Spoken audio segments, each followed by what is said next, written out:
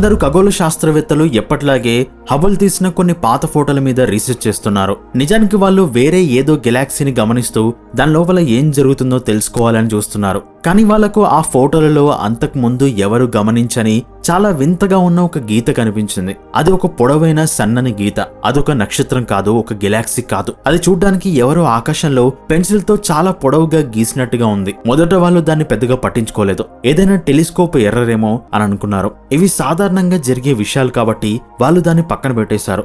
కానీ వాళ్ళు ఆ గీతను జూమ్ చేసి వేరే వేరే ఫిల్టర్లలో డిఫరెంట్ వేవ్ లెన్స్ లో చూసినప్పుడు వాళ్ళ మైండ్ బ్లాక్ అయింది. వాళ్ళు షాక్ అయ్యారు. అది ఎర్రర్ కాదు, అది నిజంగా భౌతికంగా ఉన్న ఒక వస్తువు.